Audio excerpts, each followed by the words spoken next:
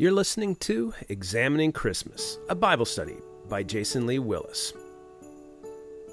I'm just a nerd with the Bible. I have no special talent, training, or certification other than I'm a curious fellow. This podcast you're about to listen to is far from infallible or even professional, but it is my genuine purpose to leave a bit of myself behind. I received a Bible study book my grandfather read, and whenever I'd see something written down or underlined, it thrilled me to be able to peek inside of the man I hardly knew, but walked the same faith path. So this collection of Christmas research is my way to steal the spotlight during a future Willis Christmas with some, "Hey, did you know?" kind of moments.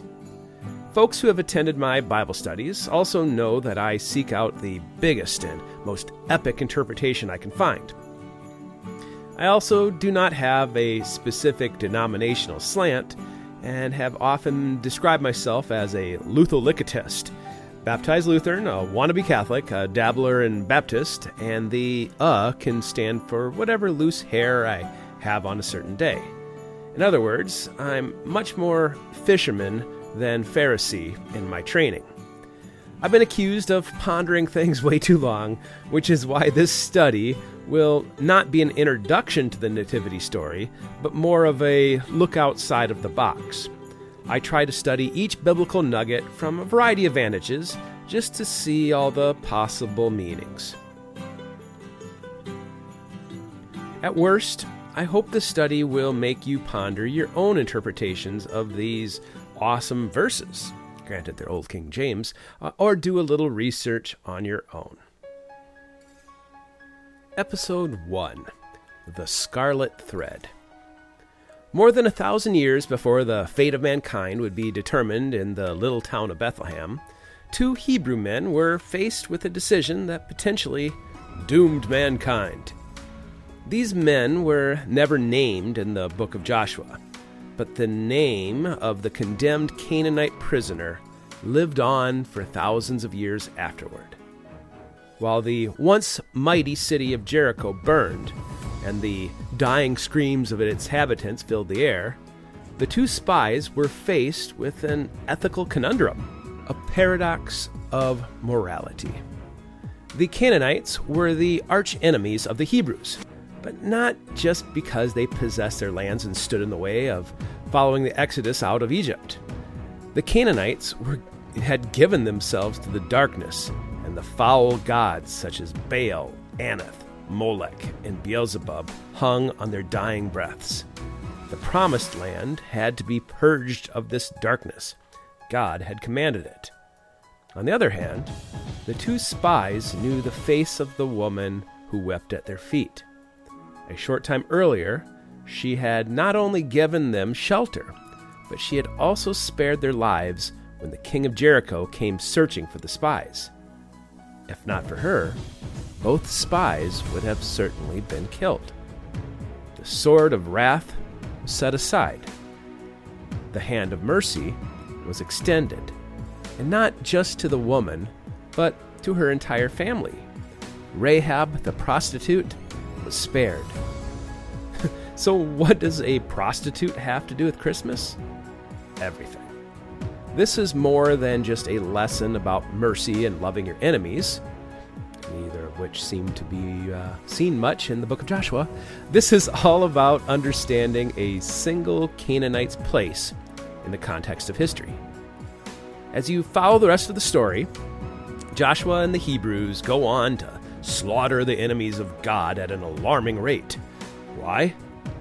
On his deathbed, Joshua explains that allowing these Baal worshippers to survive will only ruin everything he and Moses had fought so hard to acquire.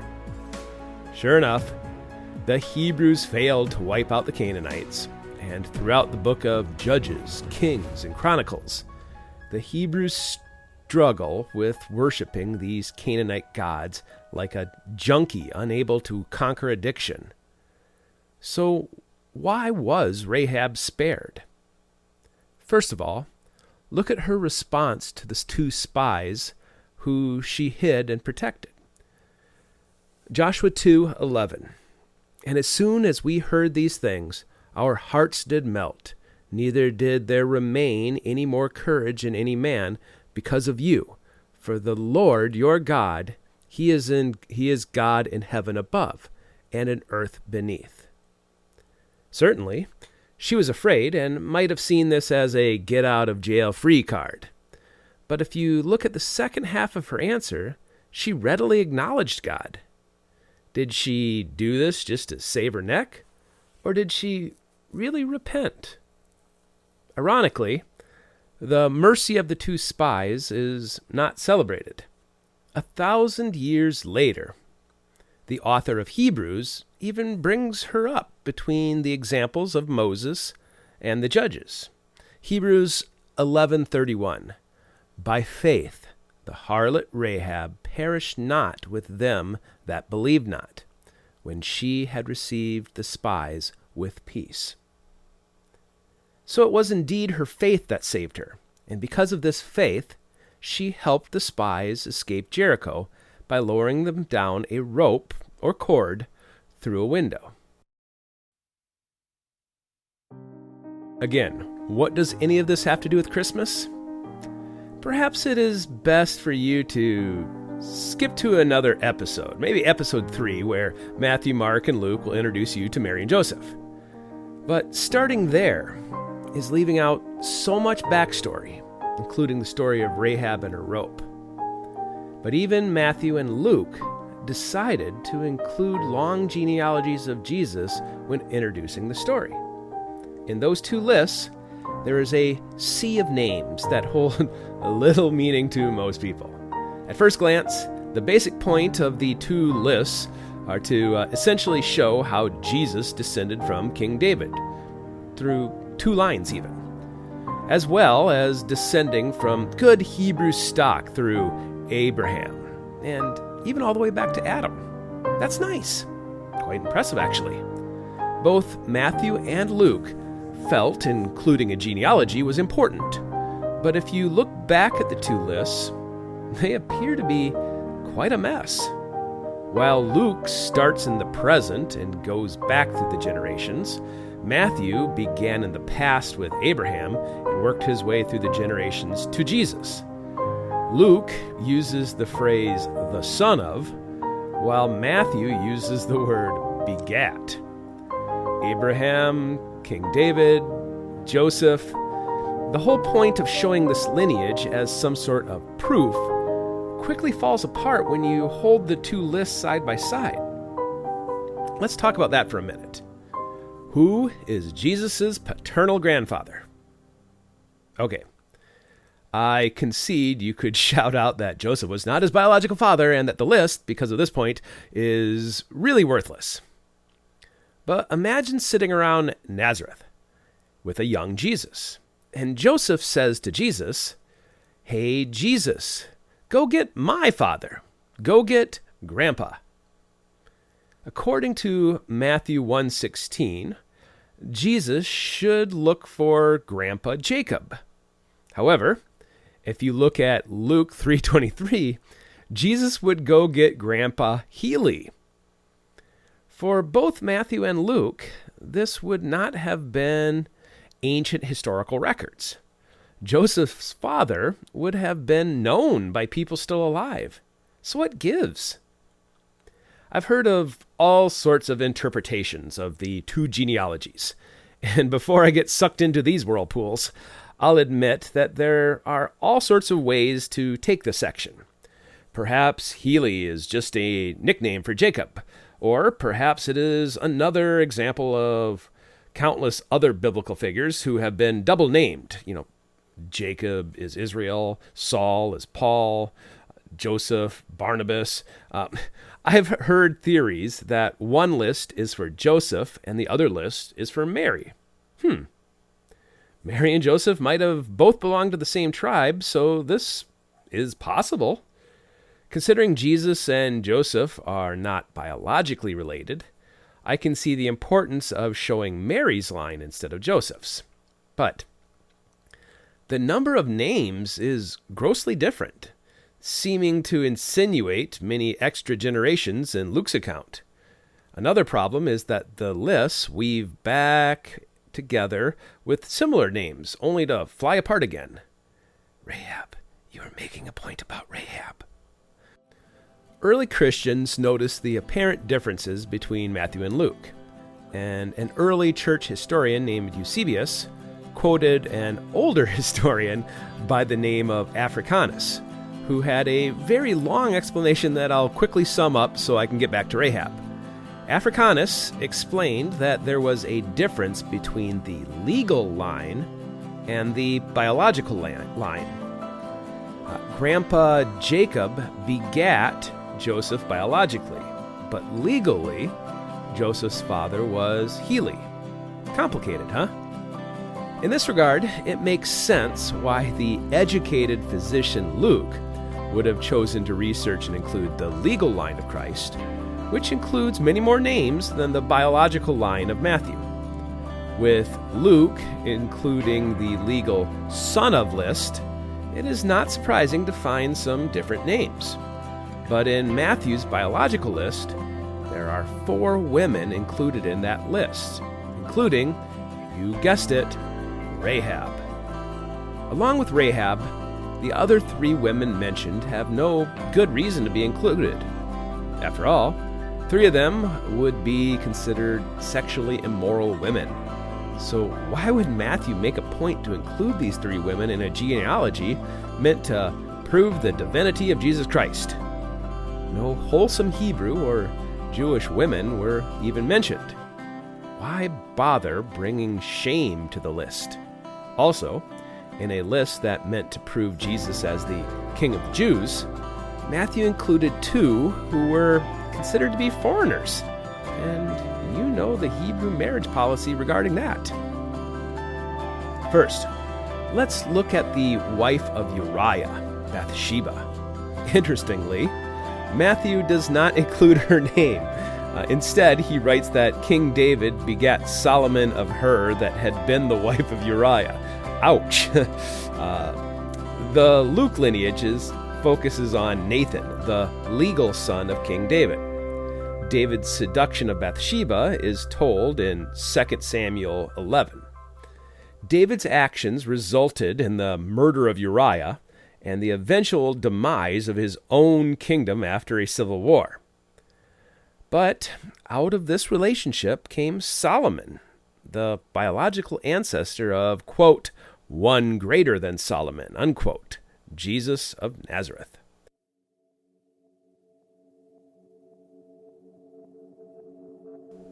Next, let's learn about a woman who came a few generations prior to Bathsheba, Ruth. Of the 4 names on this list, Ruth is probably the most famous. After all, she has her own book of the Bible in which, what happens in Ruth? The book of Ruth is a story of loyalty and friendship in which Ruth stays by the side of her mother-in-law through all sorts of hardships. According to Mosaic law, Deuteronomy 25, 7-9, when your brother dies, you have an obligation to marry his childless widow. Remember the whole Heli and Jacob situation? Ruth's husband died, leaving her without a child. Later in the story, another Hebrew man, Boaz, fell in love with Ruth. However, according to Mosaic law, another of her former husband's relatives had a better claim. In the end, true love triumphed and Boaz and Ruth got married, allowing Ruth to become the great-grandmother of King David.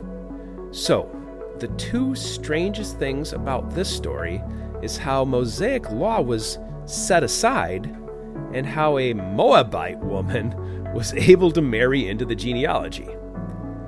Just like the Canaanites, the Moabites were considered to be the enemies of the Hebrew people. To the Hebrews, the Moabites were redneck inbred. Seriously, read about Lot. Hillbillies. Yes, they even lived in the mountains, who frequently caused problems through the generations. Again, Matthew's decision to emphasize Ruth is beginning to form some sort of point, isn't it? Before Ruth and Bathsheba, there was a woman named Tamar. If you're not familiar with Tamar, you probably just had a bashful Sunday school teacher.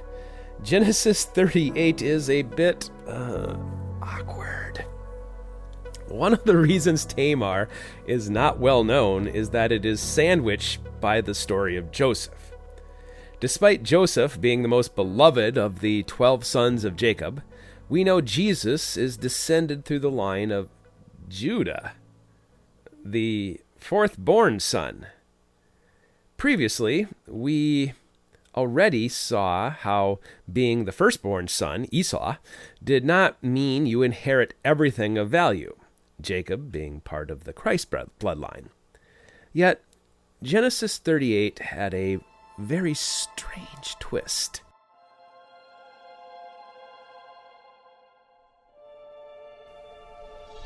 To begin with, Judah had some impulse problems that resulted in him marrying a Canaanite woman named Shua.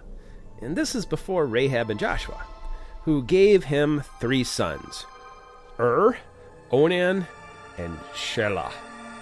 Jacob then arranged a marriage between and Tamar, from the list.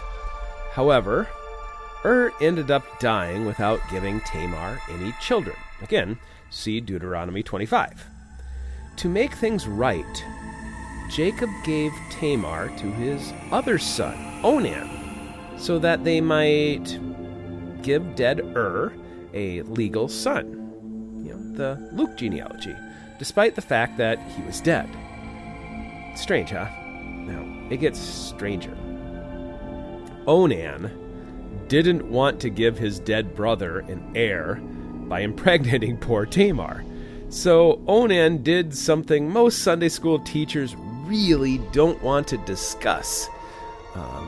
Onan's defiance resulted in a very short life, leaving Tamar as a widow again.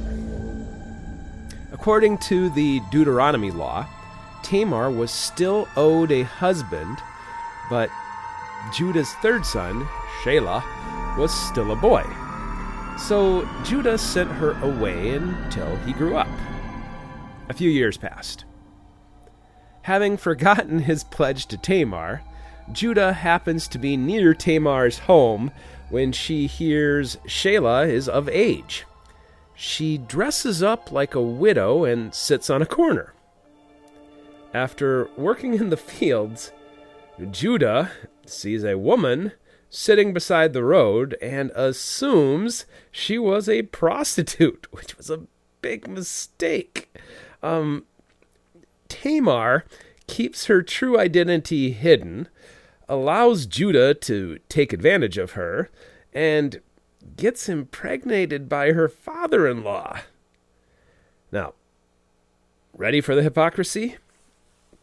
When Judah learns that Tamar is pregnant, instead of saving herself for Shelah, he decides to burn her for being a harlot. Luckily, she had proof of the father's identity, who turned out to be Judah. So, Judah spares her life, and thus Matthew lists the 2 sons, Phares and Zara, to be listed as Judah's sons, bypassing poor Shelah. During the birth of the twins, a strange phenomenon happens with one of the boys emerging breech. The nurse quickly puts a scarlet cord around the child's hand to determine who was born first. Like that really mattered? It is this scarlet thread that really caught my attention. Scarlet is the color of blood. A thread is also a line. Bloodline. Look again at the story of Rahab. Remember how she saved the spies who then spared her life? After helping them escape with a rope, they promised to spare her life if she tied a scarlet line in her window. You can read about this in Joshua 2:21. What are the odds of the phrase scarlet line and scarlet thread both being used with the matriarchs in the bloodline of Christ? Neither woman should have naturally been part of the genealogy of Jesus. Rahab was the enemy, for crying out loud. Tamar should have been Shelah's wife, or Onan's, or Er's. Yet the bloodline weaves its way through these two women. And this also makes sense for the other two women in the list. Both Bathsheba and Ruth were widowers involved in scandals. So why did Matthew insist on naming these four women in a list that is trying to establish Jesus' divine rights as King of the Jews? The scarlet thread shows that we, murderers, foreigners, liars, fourth-born sons, adulterers, all had a part in the story. The genealogy of Christ wasn't neat and simple, was it? It also shows that salvation wasn't just for the Jews. Moabite and Canaanite women were featured prominently to show that the Christ was more than just a Messiah for the descendants of Abraham. And the metaphor of a scarlet thread illustrates how this bloodline not only connects to the past, but also our future. As I argued earlier, I'm not even sure if Matthew's list makes biological sense. It is Joseph's list, right? So maybe this bloodline is not about Christ, but about us. We are the scarlet thread. Matthew 27:28 describes how a scarlet robe was put on Christ at the crucifixion, along with the crown of thorns. Christ literally carried our sins, these scarlet threads, to the cross. And how does Christ return? Revelation 9:13 describes Christ will ride on a white horse with eyes blazing like fire and royal crowns upon his head. But what is he wearing? He is wearing a robe that is the color of blood, scarlet. If this metaphor works, he is wearing humanity upon his shoulders as a conquering champion, which is what the Jews were expecting in the first century. But as we learned with Tamar, Rahab, Ruth, and Bathsheba, even the concept of the Christ did not go according to a man's definition.